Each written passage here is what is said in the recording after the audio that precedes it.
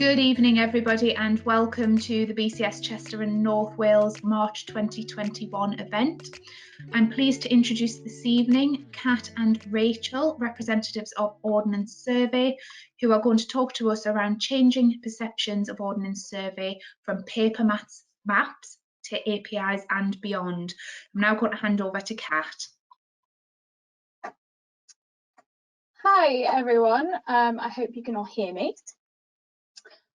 So welcome to this Ordnance Survey webinar on changing perceptions of Ordnance Survey from paper maps to APIs and beyond.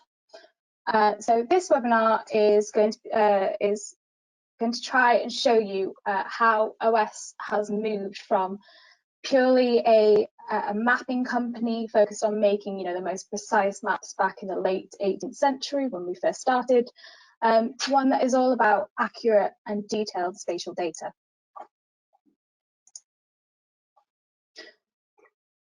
So just to introduce ourselves, Rachel. Hi everybody, my name is Rachel Cookson. I have been a technical relationship consultant for the National Mapping Services team at OS now for just over 2 years. I am the lead consultant for the Northwest region, and I predominantly work with the public sector, so local government and emergency services. And as I said before, my name is Catherine Ridyard. I am the technical relationship consultant, also working for the National Mapping Service. And I've been working here at OS for just over 6 months. So I'm based in Warrington, in Cheshire, and I primarily work with customers in North Wales and the West Midlands, mostly with local authorities, similar to Rachel, and just help them to understand and utilise OS's data. So we both provide support under the Public Sector Geospatial Agreement, which is basically a centrally funded 10-year-long agreement between the government and OS.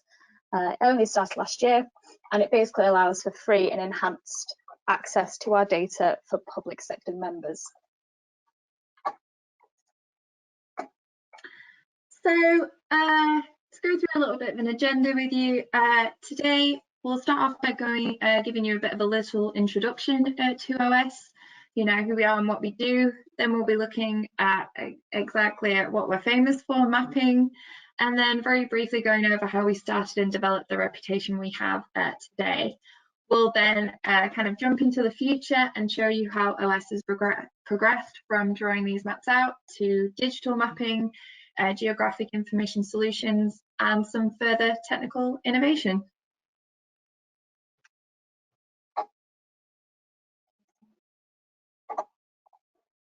So thinking back to a funny little story of how this idea came about. Obviously, I've not worked at OS for quite some time, for very long. But when I tell people that I work for Ordnance Survey, the response I often get is, "Oh, that mapping company." And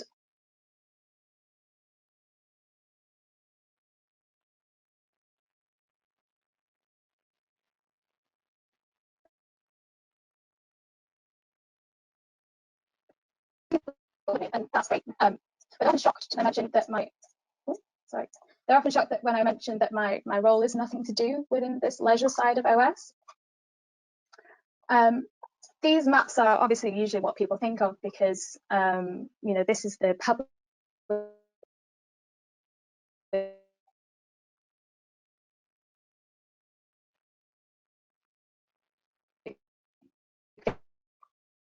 these maps are actually contribute to about 5% of our revenue, and obviously it's still an important sector to us. But our geospatial data collection, our management and analysis of this geospatial data is also really vital to the company.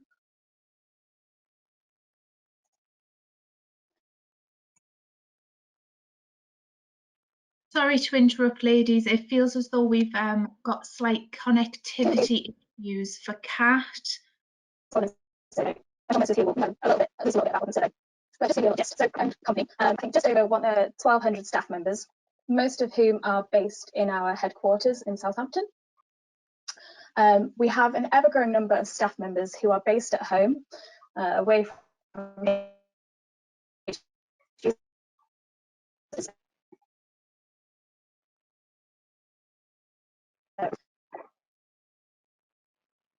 basically helping access these customers throughout the country.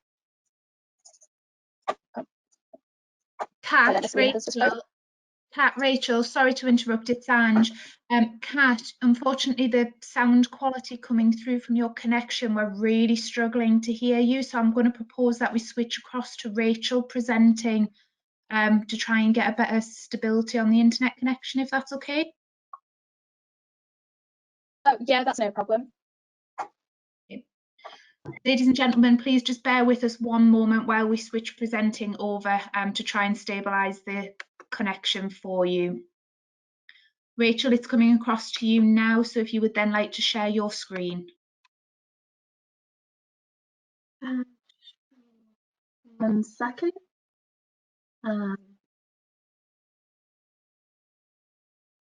Bear with me. 1 moment.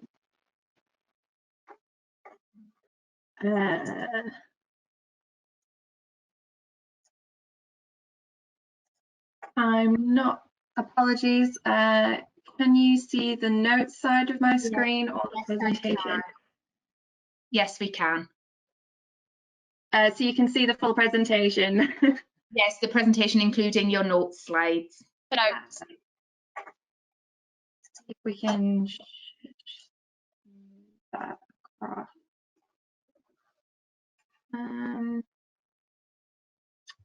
Bear with me.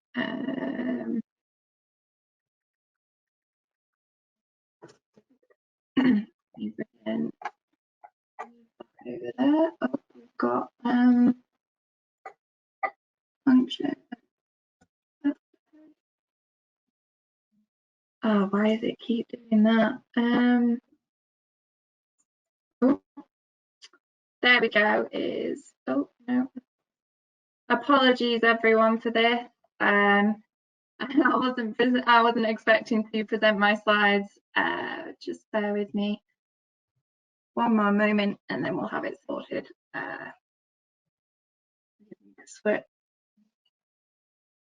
There we go. Brilliant. Can I just get confirmation from you, Ange, that that's all ready to go? That looks good to me. If you just want to drop your GoToWebinar down to the bottom. Oh, can you see that as well? That's perfect. Thank you very much. I think I noticed a note come up to say Kat's lost her connection again. So can I ask you just to continue through, Rachel, if that's okay? Yeah, I've got Kat's side of the presentation too, so I will try my best to cover her part as well. It's not a problem. Can you see? Can you hear me? Oh, perfect. Oh. Yes, we can hear you. I'm here. I've just come back.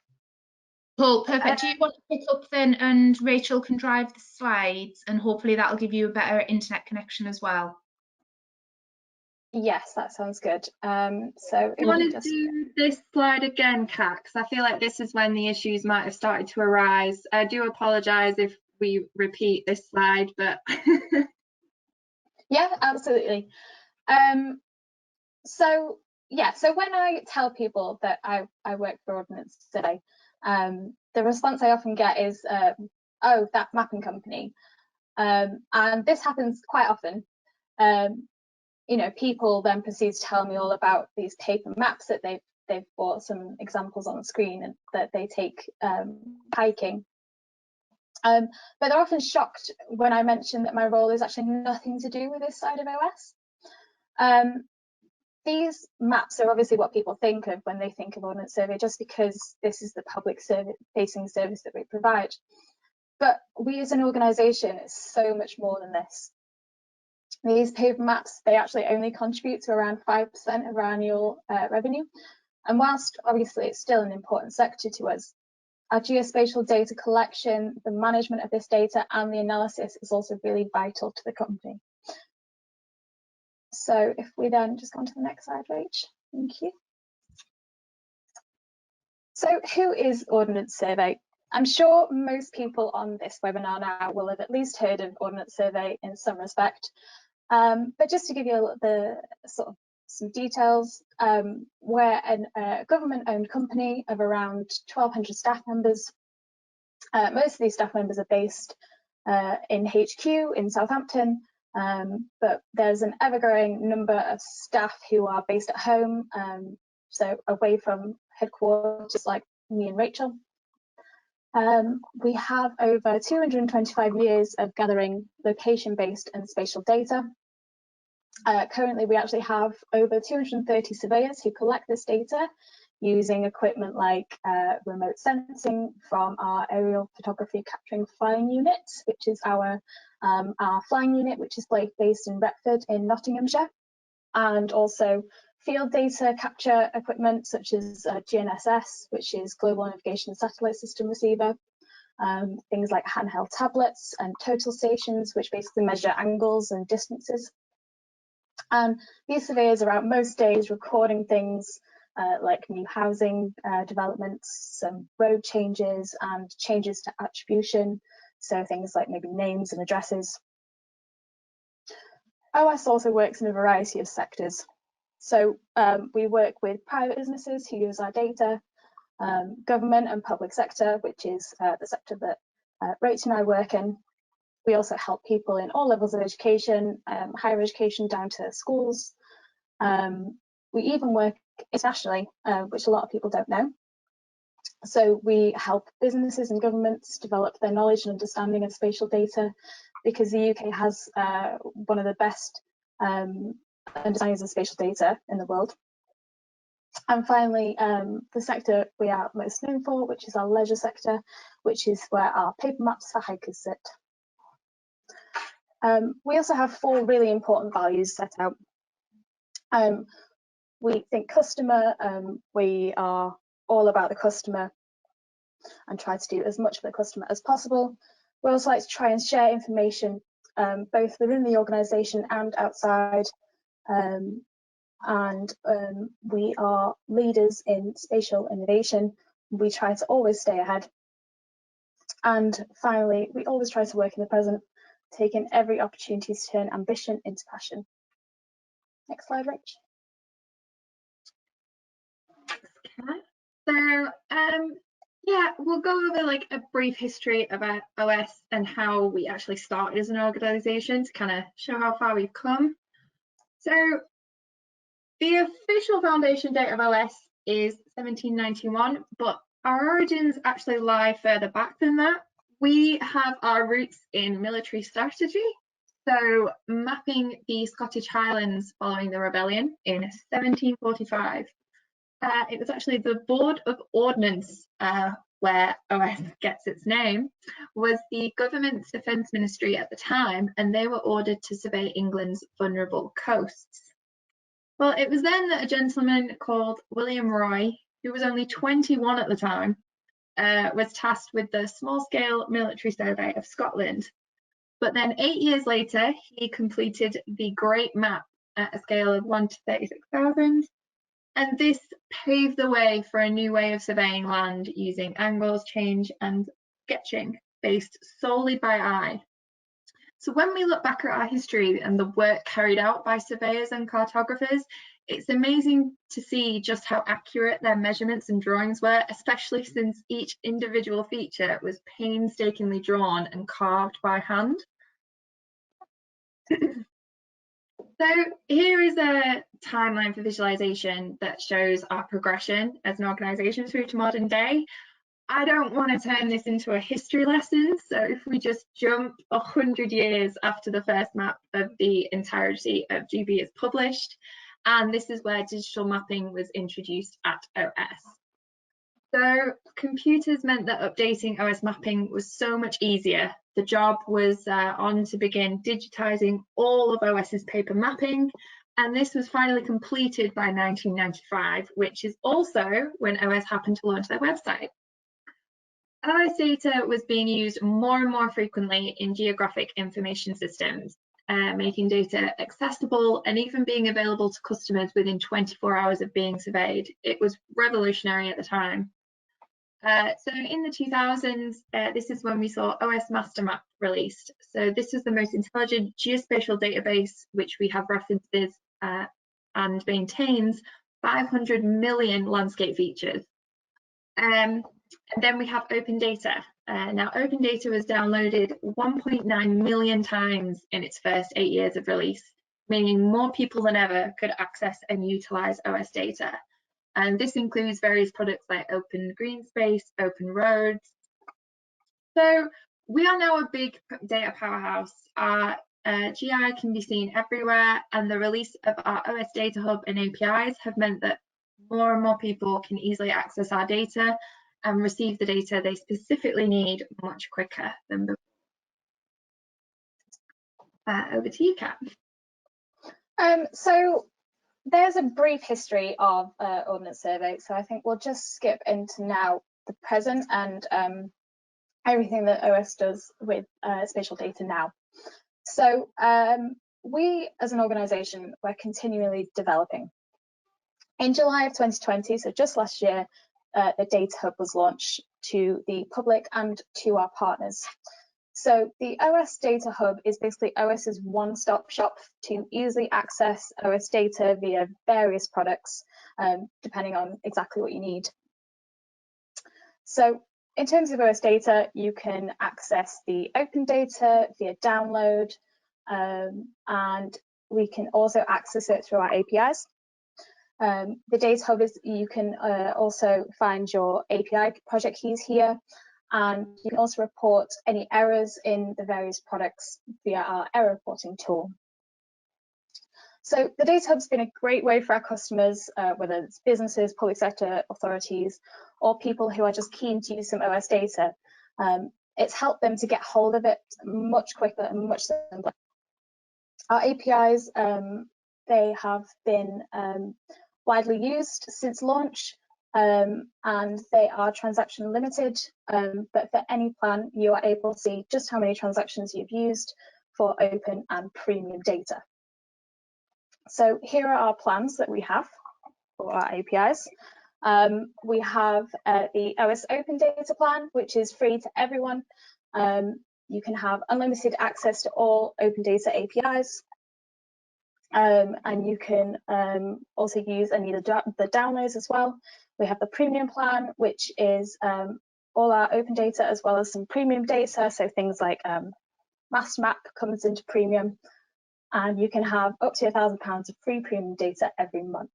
We then have our public sector plan, which is used by any member of the public sector, so your local authorities, and these guys have unlimited access to open and premium data.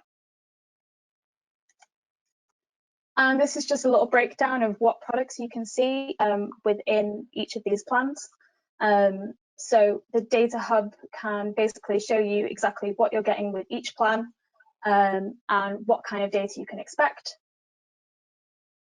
With the APIs, they have these zoom thresholds, so we can, so for example, our WMTS that we've recently launched, up to, I think, zoom level 9, you can see all open data, and beyond that is premium data. So up until 9 is zoom stack, and beyond that is topography. We also have OS Downloads API, which helps customers to automate the downloading of data. So it's been quite helpful, as it's meant that customers are able to have the most up-to-date data without spending loads of time throughout the day having to access the Data Hub and manually download. Great. So I thought I'd actually deep dive a little bit into each API. If you do have any questions after this webinar about a specific API, please just get in touch. But here I'll just explain a bit more about each one. So OS Maps API. Now, this is the easiest way to use OS's detailed and accurate current maps as a backdrop, and would work with almost all geospatial softwares. So this is the web mapping service. You've also got OS Vector Tiles API. So this one basically combines the strength of tiling with the benefits of vector data. It is compatible with all common web mapping libraries and has fully customizable styles and selectable features. The next one we have is OS Features API. So this is a new way of directly accessing the most detailed OS data, including master maps. So here is where you can filter, select, and query the data you need as and when you want it. This API kind of removes the need to manage and store the data as well. So we've also got OS Places API and OS Names API. So this is a location and an address lookup service. So it's able to find addresses and locations efficiently, and it can be used to like search directly, or it can be used to find your nearest. We've also got OS Linked Identifiers API. So as a key part of making the most of data, it's also enabling different sources to be linked and joined. So this API basically describes the relationships between them, and when used with other APIs, it enables filtering, feature selection, and visualization.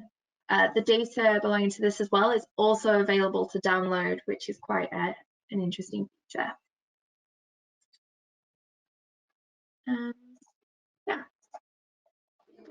So here are a few of the cases where some of our APIs have been used in the short time they've been released. A couple of them are really cool. So the Royal Commission of Ancient and Historical Monuments of Wales have recently been looking at transferring their mapping on their website to our APIs. So they will basically be using our WMTS as a backdrop for their cultural data. Our APIs can also be seen when you are registering to vote. So when you register to vote, when you enter the website, you need to enter in your postcode. And this then, when you do this, it brings up a whole list of addresses, and you can then select the address, your address, in this postal area. So this basically uses OS Places API behind the address search. We've also seen our OS Maps API being used by various different local authorities. Here's a few examples in throughout Wales, in Powys, in Gwent, and Brecon. So they are starting to use these in their systems. It takes some time to start integrating them, but they are starting to look at them. And for COVID-19, because we can't seem to escape that at the moment, we have been helping some of our customers with address matching in response to COVID-19. So as you can imagine, this was quite a large task, and unfortunately I can't really disclose too much on this because it is ongoing. But we managed to match close to 40 million addresses to understand the spread of COVID and find test sites and vaccination centres, amongst other things. So yeah, this is just another example close to me, and this is basically where OS Maps API has been fully integrated as a base map used by Mapping GM. So this is a mapping portal from the Greater Manchester Combined Authorities, and this is basically a portal which visualises spatial information on a series of maps focusing on social, economic, environmental and demographic data. And this website is basically to keep the public informed. The link is there if you'd like to have a look, but as you can see there, that we've got the light styled OS Maps API in the background. So let's go on to some of the juicy, innovative stuff we've got going on at OS. One thing I thought I'd start off with, I'm not sure how many of you might even have access to this already. It's available to download from either Android or iOS App Store. But one key point now is that the OS Maps app now utilizes our APIs that we've just spoken about. So some of the feature highlights of this app, for example, is that you can plot and follow routes when you're out and about all over the UK. You can find the routes nearest to you of anywhere. If you don't have a signal, that's not a problem. You can download the maps and the routes offline so you can use them wherever you go. Oh yeah, I've also got in the bottom corner, it is on a subscription basis. So the OS Maps Premium, you can either do it by a monthly or an annual subscription. But one of the really cool features is that you can actually explore where you want to go with augmented reality. So that's where you can pan across the landscape either on any of the devices that you're using OS Maps with. You can also explore anywhere in Britain with the aerial 3D layer. You can actually visualize your route to get a good understanding of the terrain and points of interest that you can kind of see on the screen here. It's definitely worth having a look at just to see how cool it is, really. You can view your whole route before you go with a 3D flyover, and it basically takes you through the whole route from like a bird's eye point of view. And there's so many other features within that as well.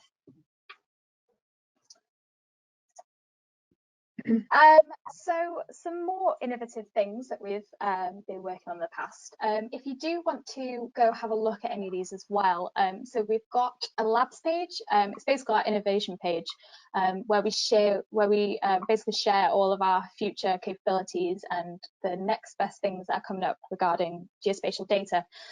So the URL is at the bottom of the page there if you ever want to go and have a look. But one of the most interesting, I think, personally, on this is indoor mapping. So indoor mapping is a project that's been worked on in the labs. The main use case for this was for large multi-room buildings, particularly places like hospitals, shopping centres, offices. As you well know, these buildings are often very difficult to sort of navigate around. They're large and complex, and well, I usually end up getting lost.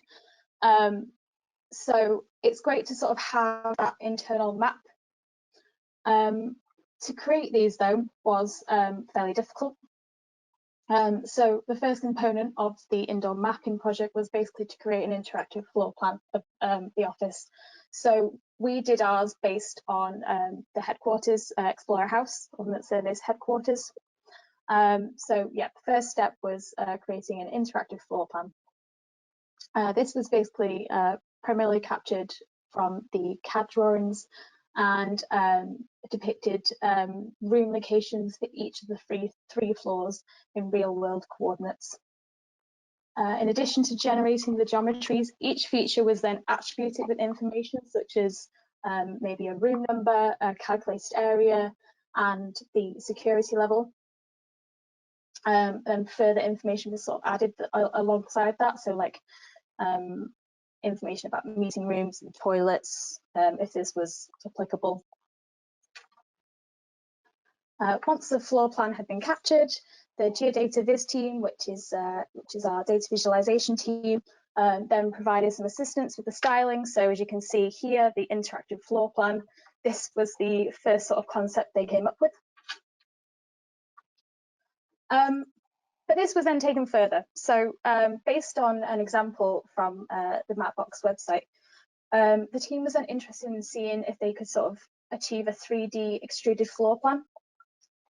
So the first stage of this was sort of using the Map Shaper command line tool program to convert the floor plan polygon geometries into topological boundaries. So once they had these line topologies, they were then loaded into PostGIS and flat end buffered to produce a series of these wall polygons. These polygons were then attributed with height and base height styling properties. And then it was sort of then possible to utilize Mapbox to render the 3D image indoor map that we can see on the screen.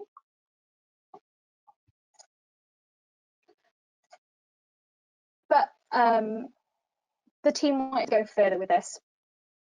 So using existing knowledge of network data models and graphs, it was possible then to develop a schema which then could be used for indoor routing, comprising of like a link node data structure with associated room points. So because of the nature of the indoor network, the geometries were captured with 3D coordinates. So this enabled the distinction between features on different floors. along with the connectivity between them. So, for example, the start and end points for a link representing a lift would have the same XY positions but different Z values. As part of the shortest path calculation, which was then calculated, it was necessary to consider the one-to-many relationship between the rooms and door access points. So, for example, the kitchen at HQ has like 5 different entrance points. This meant that every possible combination of doors was processed in the algorithm to ensure that the most accurate, shortest path was returned. Along with identifying the shortest route, consideration was also put into adding an indication of time, so your distance time, and preferred walking speed was also brought into this. The team then needed to consider the option for routing through open spaces where people could walk freely in any direction. So for this, some polygon routing analysis was completed. So certain features were rasterized in these open features that you can see in this middle image here. So this is the main lobby of HQ, and they ended up rasterizing some things like lunch tables. And to each of these lunch tables, a cost was given, and then this cumulative cost, was then deciphered, and thus they decided that they managed to find out the shortest route within these open spaces. And finally, they looked at desk locations on the 1st and 2nd floor. Then they used CAD drawings to position the desks appropriately, and then staff names were overlapped on top of these desks.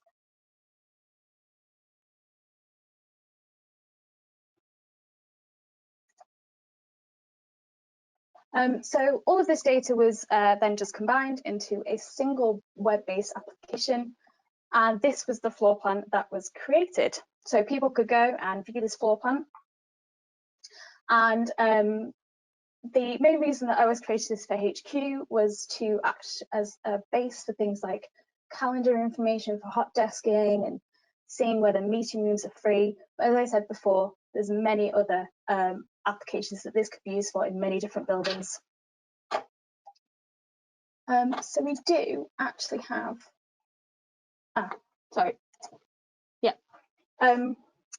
so virtual reality is something that has been massive over the recent years, and we have really been using this to educate people on spatial data, and it's a massive shame that we can't give you some VR headsets, but never mind. So we had a few instances where we used virtual reality. The virtual map room was developed via the Oculus Rift app, and this was basically just to educate people around geospatial data in the form of an escape room. So it was displayed to some school kids that came in, and they used it, and they basically had to find a key in this virtual reality to try and exit the map room. So we also had the Virtual Explorer House. This was basically a virtual reality app that populated the assets dynamically at a runtime by connecting to a live data set. So in this case, utilities are OS and desk locations. The aim of this demonstration was basically to assess the methods in which geospatial data, in this case, desks with locations, can be obtained from external sources, and with Unity creating assets in real time and placing them in the correct location. So this is the basis for dynamic virtual reality experience as opposed to fixed data. In future, we're looking at 5G networks becoming mainstream, and the concept of untethered dynamic VR would be more than achievable. We also have the Bournemouth VR for 5G planning. So the aim of this demo was basically to use virtual reality for remote asset management and planning of a 5G network, visualizing the street assets and locations of buildings. So basically, someone could look at the city of Bournemouth to plan the network, and they could almost fly over the top of it like they were actually flying in real life.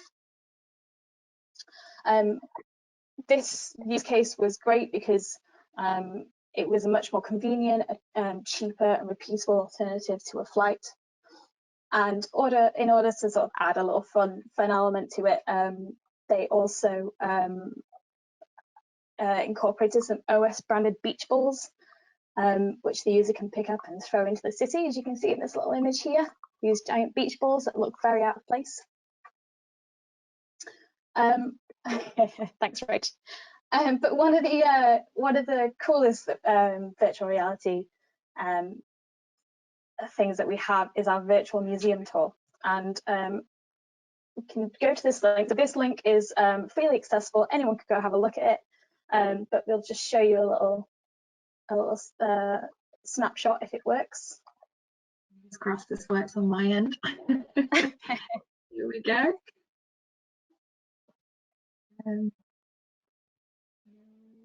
Oh, no, oh, there we go. I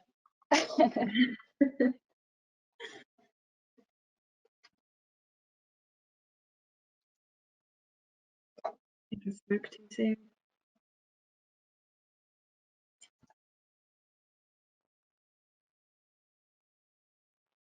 I think we might have to leave it, I'm afraid. Not loading. Yeah. No, I'm so sorry about that. But if I go back to the presentation, please do go and have a look at that link. You can actually experience the virtual element yourself. I'm sorry we weren't able to give you a bit of a demo at the moment to add to our technical issues.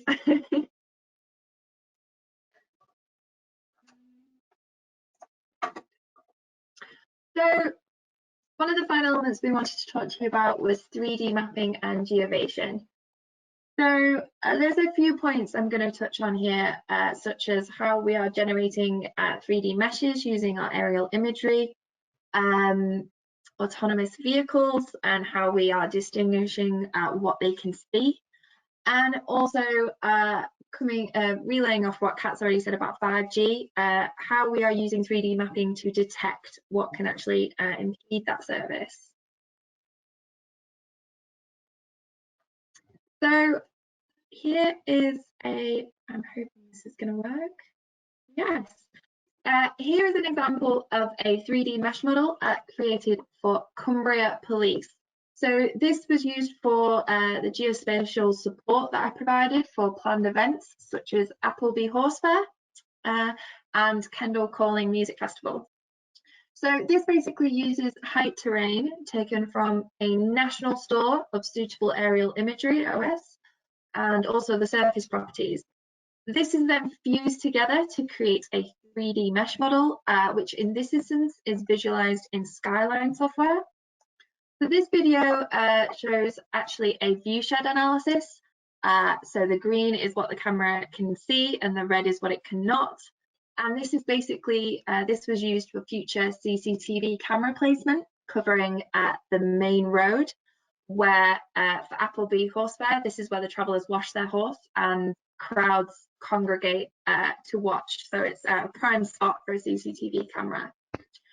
We've also used this type of model to do flooding and routing analysis for this kind of event. There we go.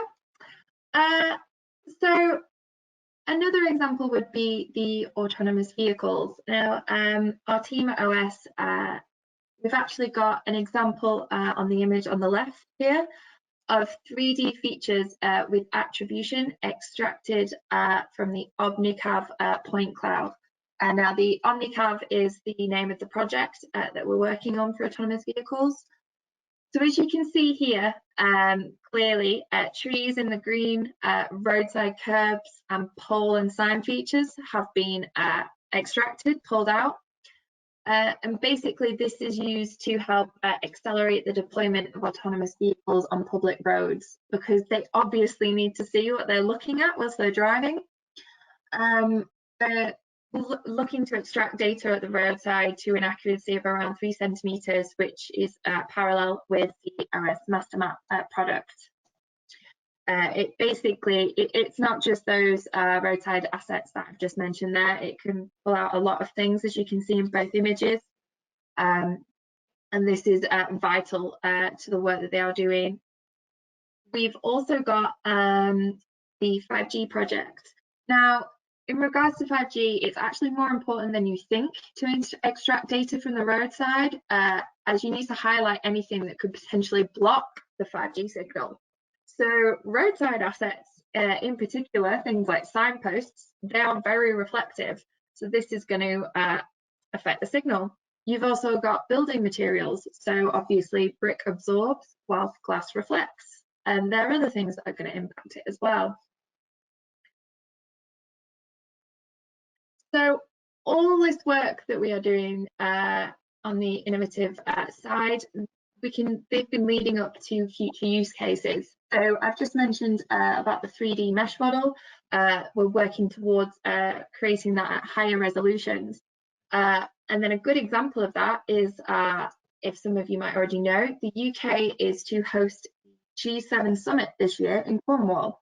And we are actually coordinating with Devon and Cornwall Police to get our plane and our flying unit, as we've already mentioned, to fly over the G7 region and create a 3D mesh model for them to utilise, which is going to be very important for the upcoming event.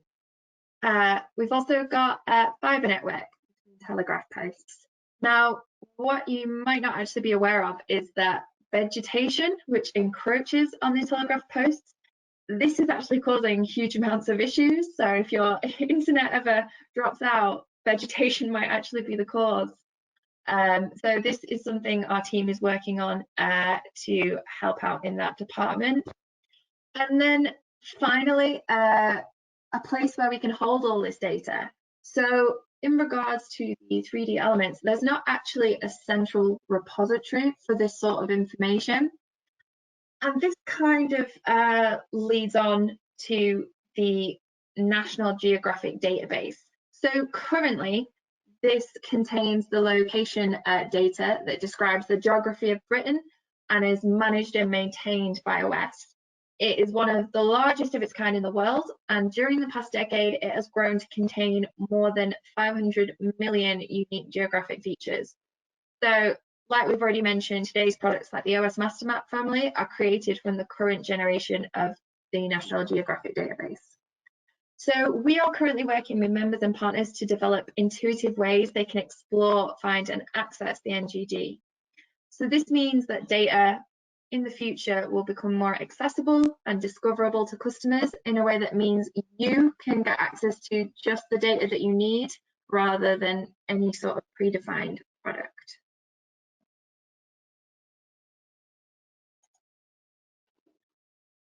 So, yeah, that has been a quick introduction to OS and a bit of a history about where we've been and how we've come this far. We hope you have enjoyed this journey of geospatial evolution. We will be happy to take any questions you have now, or if you'd like to get in touch with anything specific, our contact details are on the screen now. I don't know if Kat wants to finish on anything. No, good. Just thank you for attending and happy to take any questions. Yeah. Thank you. Thank you very much, both ladies. For all attendees, if you do have any questions, you can use the questions section in your control panel to be able to ask the questions. We do have a few in there, which I'll run through in a moment. But I did find one bit that Rachel mentioned interesting about how vegetation and greenery can impact internet signals and things. So, Kat, are you sat hiding under a tree? Do you know what? Actually could be. No, it's been wonderful having you ladies here. So obviously thank you very much, and obviously I appreciate the technical issues we've had haven't been ideal, but brilliantly overcome, so thank you very much. So if you're braced, I'll start with the first question we have on the chat, which is under the PSGA or PSMA as was previously known, sorry, my screen has just jumped about, so I've just lost the question, license, can we download products using the Ordnance Survey download API? Do you want me to answer this one, Rach?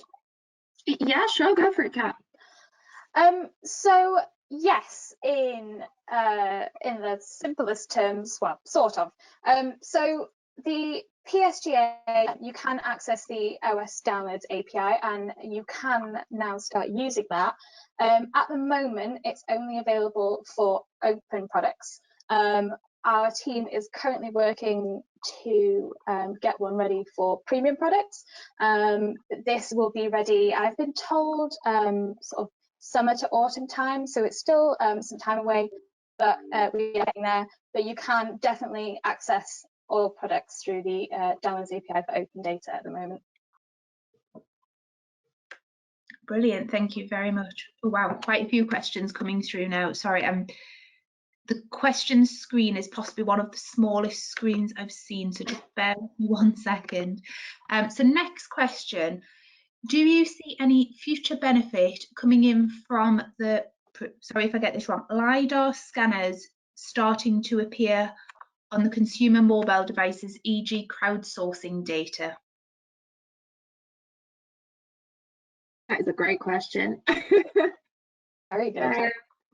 I have to admit, I feel like that would be a great question for our remote sensing team. To whoever is asked that question, if you want to get in touch with us, I can put you in touch with a member of our remote sensing team who will be in a much better position to answer that one, I'm afraid. I'm sorry I can't be more helpful, unless Kat knows a bit more about it. No, I'm afraid not. I think definitely the remote sensing team would be the place to go for that one.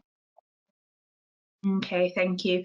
I'll make a note of that question and ping it across to Kat and Rachel, and then we'll share the answers on social media for you. Yeah, brilliant, thanks.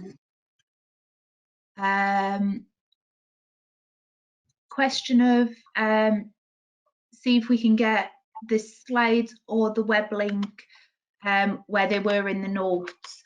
So yes, Kat, Rachel, if you can email me across the web links and things like that, and I can get those shared on our social media channels. So for those who are wanting to access, for example, the virtual tour that unfortunately was unable to display, we will put those links on our social media for you. Brilliant, thank you. Then the next question we've got is, can you say more about equipment and technologies? Sorry, can you say more about what equipment and technologies you use to capture physical data today? Yes, I can say a little bit about it. So the surveyors are best placed to sort of tell you day to day what they do, and there are a few videos out there as well of the surveyors sort of going through exactly how they capture this data. But they usually go out with their Rach, do you want to just go back to that slide? Oh, which one? Oh, sorry, don't worry about it.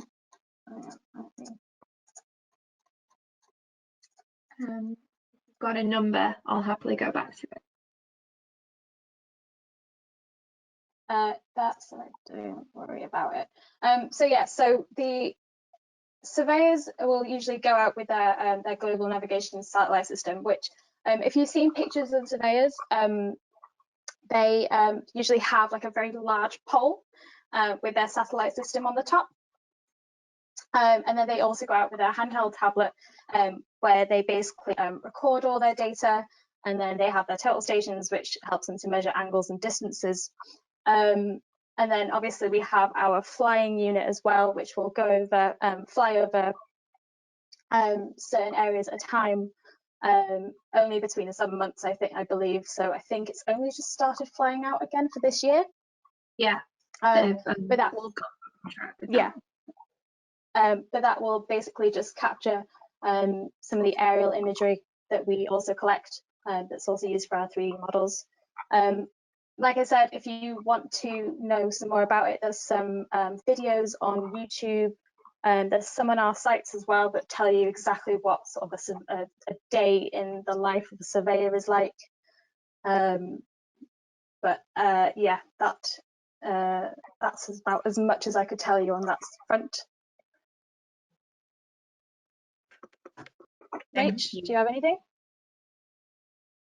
No, I was going to say they use on the actual tablet when they collect and collate the data, they use an Esri kind of field surveyor system. I'd have to double check what the name of that is, but yeah, once again, we're more than happy to get you in touch with a surveyor who will happily chat your ear off about what they do.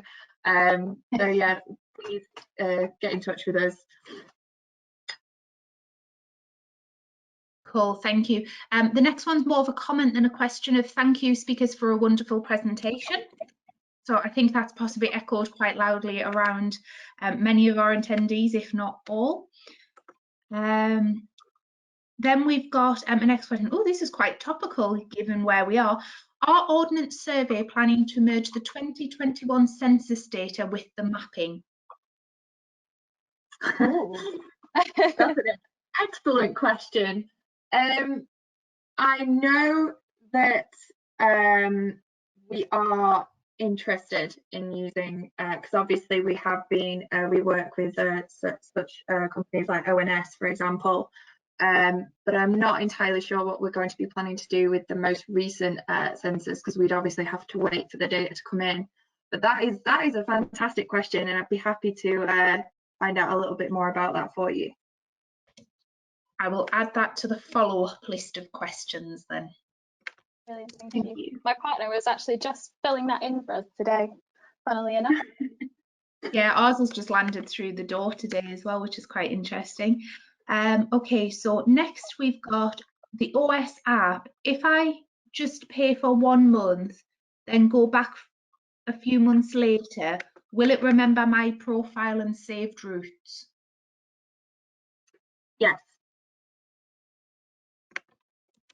Nice quick answer.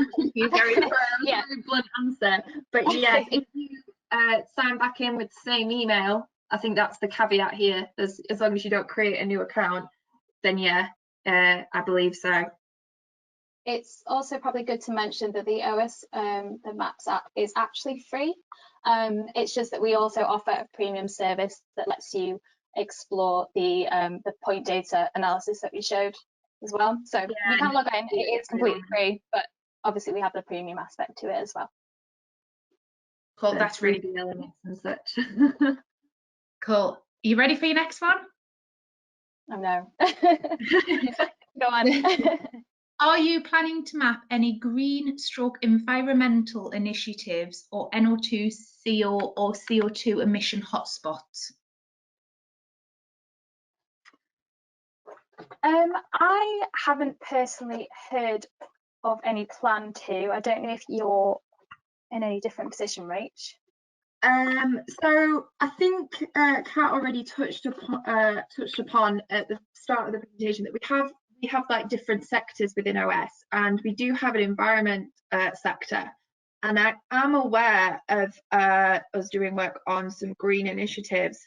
I cannot say, and I'm not sure if I'm allowed to say what they are, but once again, unfortunately, I can definitely follow up on that for you and give you a bit more information if I can. Brilliant. I'll add that to the follow-up list. Okay, and then sticking with the green initiative theme, can you classify land by green belt, brownfield sites, etc.?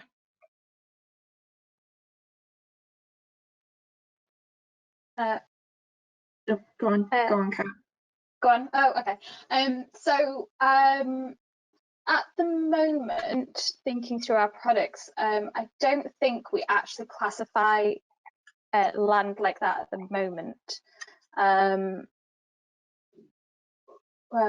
just trying to think. iOS Master Map doesn't classify. Rach, do you know of any that classify? I don't think it is, but I mean, we can obviously go and find that out for you if Rach. Yeah, I'm just trying to think myself. It's not something that's in the green space product, for example, or anything like that. So yeah, we'd have to check on that. Better than us trying to guess. We'll definitely get more of a concrete answer for you. Cool. I'll email you through all of the questions that I've got as the follow-up type questions. And then the next question we've got is, can you match mapping data with land registry ownership data? So I can take this one if you want, Kat.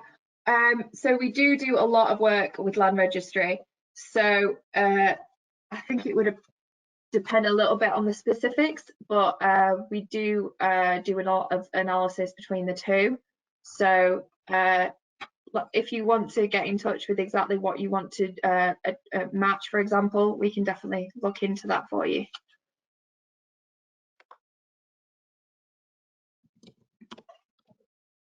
Okay. Then next we've got, our Ordnance Survey going to play a role in monitoring the impact of climate change on wildlife and vegetation, as well as climate factors?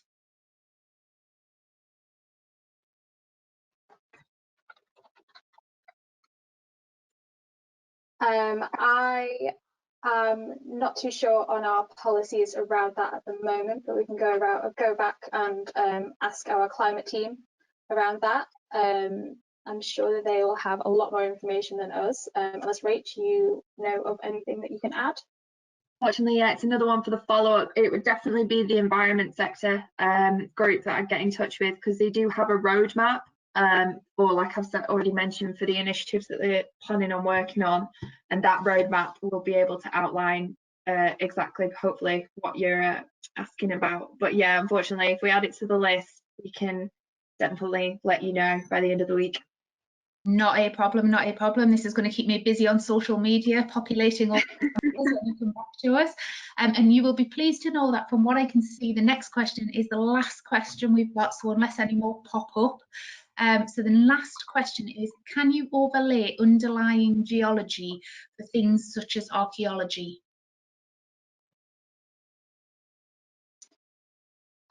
What do they mean by underlying geology? Do you mean like BGS kind of data? Oh, I mean, I know that they can't really answer back, but in terms of if you need to overlay BGS data, which is like a third-party data, I don't know if they're responding. Yeah, it means rocks. Thank you for the clarification. Yeah, overlaying data is not an issue.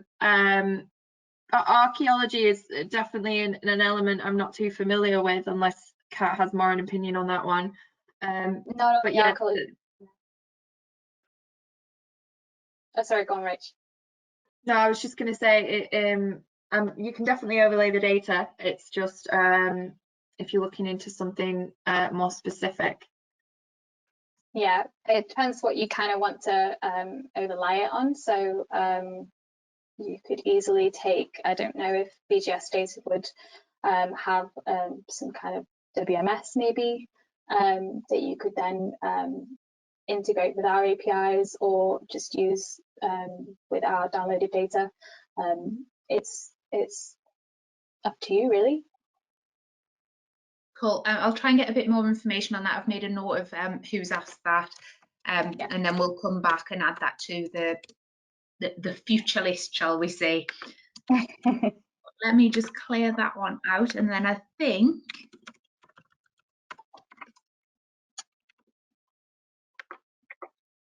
okay, so unless there's any more questions that suddenly pop up on the list, you will be pleased to know, I'm sure, that that is the end of the questions. I do have obviously quite a few which will require follow-up in it. Obviously, I'll email those across to you ladies, and we'll get those answers out on social media across both Twitter, Facebook and LinkedIn. Once the presentation has been recorded, it will also go onto our YouTube channel, and I would just like to say a massive thank you for everybody who's attended, and very much so to Kat and Rachel for tonight's wonderful presentation, especially overcoming the early technical glitches that we had. Fantastic. Thank you very much, and unless there is any other comments, I will close the call there. Thank you very much, everybody. Good night.